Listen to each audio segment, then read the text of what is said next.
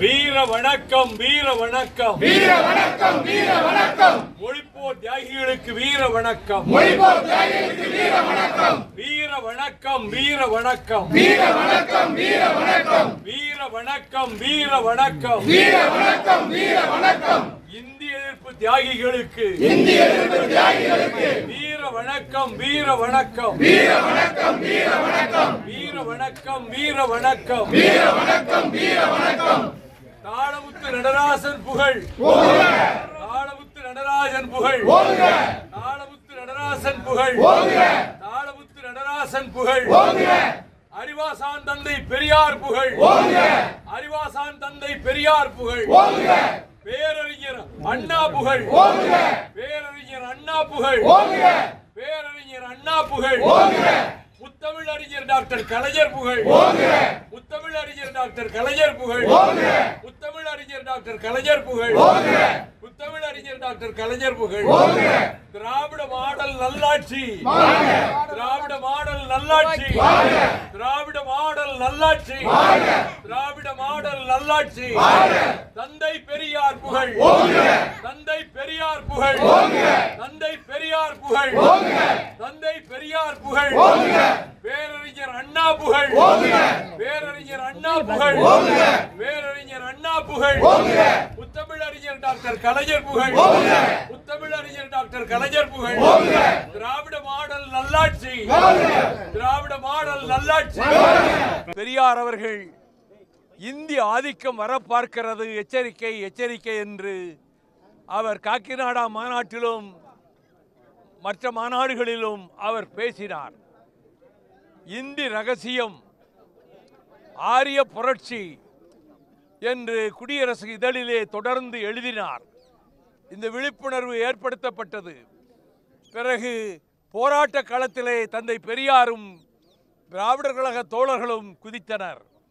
அப்பொழுது 38 அந்த போராட்டத்தின் விளைவாக நீதிமன்றத்திலே தந்தை பெரியார் நிறுத்தப்பட்ட போது அந்த வெண்டாடி வேங்கை பேராசான் தந்தை பெரியார் அவர்கள் நீதிபதியை பார்த்து, நீங்கள் ஏன் அதிக நேரம் எடுத்துக் கொள்கிறீர்கள்? எனக்கு தண்டனை கொடுப்பது உறுதி என்றுதான் வந்திருக்கிறீர்கள். நீங்களும் தண்டிப்பதற்காகவே வந்திருக்கிறீர்கள், நானும் அதை ஏற்பதற்காகவே வந்திருக்கிறேன். எவ்வளவு அதிகபட்ச தண்டனை எனக்கு கொடுக்க முடியுமோ கொடுங்கள், எவ்வளவு குறைந்தபட்ச வசதிகளுடைய சிறையை கொடுக்க முடியுமோ கொடுங்கள் என்று சிங்கம் போல் கர்ஜித்தார். அப்பொழுது நீதிபதி அவர்கள் 3 ஆண்டுகள் தண்டனை, கடுங்காவல் தண்டனை என்று அறிவித்தவுடன் அவர் போட்டிருந்த அந்த மஞ்சள் நிற சால்வையை இழுத்து போர்த்தி கொண்டு வெளியே வந்து 3 வருஷம் 3 வருஷம் 3 வருஷம் என்று குரல் கொடுக்க தோழர்கள் உணர்ச்சி வயப்பட்டு முழக்கமிட்டனர். அந்த கட்டத்திலே போராட்டத்திலே கலந்து கொண்டவர்கள்தான் தாளமுத்துவும் நடராசனும். அவர்கள் 39 ஜனவரி 15 தாளமுத்து மறைந்தார். மார்ச் 15 முதலில் ஜனவரி 12 தாளமுத்து மறைந்தார். மார்ச் 15 நடராசன் மறைந்தார். ஆக அந்த இருவரும் தான் வீர தியாக திலகங்களாக பேரறிஞர் அண்ணாவால் பாராட்ட பெற்றனர். அதன் பிறகு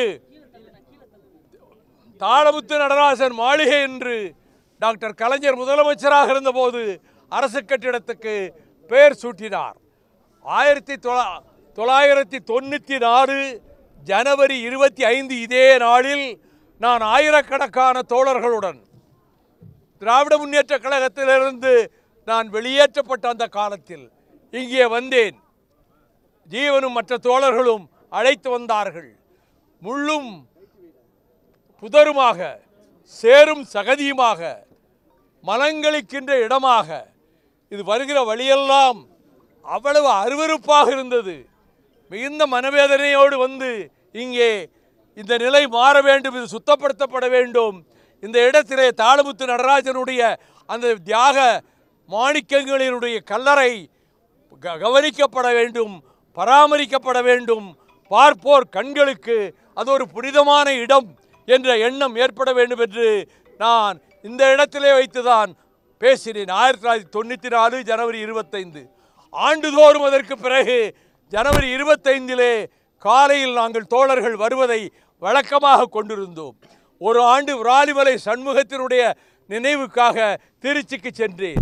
சிறைச்சாலைகளுக்கு சென்ற வருடங்களிலே நான் இங்கே வர முடியவில்லை. இந்த இடத்தை பராமரிக்க வேண்டும், ஒரு மண்டபம் கட்ட வேண்டும் என்று மறுமலர்ச்சி திராவிட முன்னேற்ற கழகத்தினுடைய மாவட்ட செயலாளரும் மாமன்ற உறுப்பினர்களிலே ஒருவருமான என்னுடைய அருயிர் தம்பி ஜீவன் அவர்கள் மாநகராட்சி கூட்டத்தில் இங்கே ஒரு மணிமண்டபம் கட்டப்பட வேண்டும், அது பெருமைப்படுத்தப்பட வேண்டும், தமிழக அரசு இதை செய்து தர வேண்டும் என்று அந்த மாமன்ற கூட்டத்திலே ஜீவன் வேண்டுகோள் விடுத்தார்.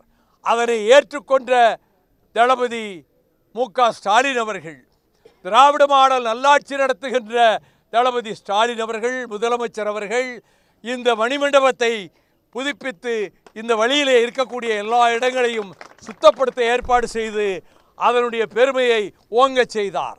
ஆகவே தாளமுத்து நடராசன் என்பவர்கள் திராவிட இயக்க சரித்திரத்திலே இரத்த எழுத்துக்களாலே எழுதப்பட்டவர்கள், நெருப்பு எழுத்துக்களாலே எழுதப்பட்டவர்கள்.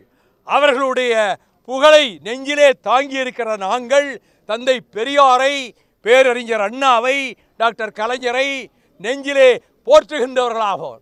நான் 30 ஆண்டுகள் திராவிட முன்னேற்ற கழகத்திலே இருந்துவிட்டு அதன் பின்னர் சந்தர்ப்ப சூழ்நிலையினாலே, தவிர்க்க முடியாத காரணங்களினாலே நான் வெளியேற்றப்பட்டேன். ஆனாலும் திரும்பவும் திராவிட இயக்கத்தை காக்க வேண்டுமெனில் நம்முடைய படைபலத்தையும் திராவிட முன்னேற்ற கழகத்தோடு இணைத்து விட வேண்டும்.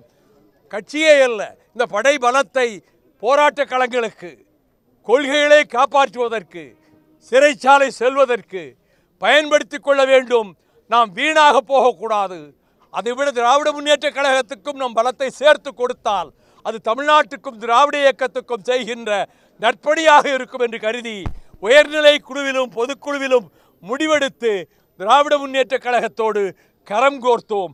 அந்த நாளிலிருந்து திராவிட மாடல் நல்லாட்சிக்கு, தளபதி ஸ்டாலின் அவர்களுடைய பெருமை தரும் ஆட்சிக்கு, மக்கள் நலன் காக்கும் ஆட்சிக்கு மறுமலர்ச்சி திராவிட முன்னேற்ற கழகம் பக்கபலமாக, பக்க துணையாக இருந்து கொண்டிருக்கிறது. அது தொடரும் தொடரும் தொடரும்.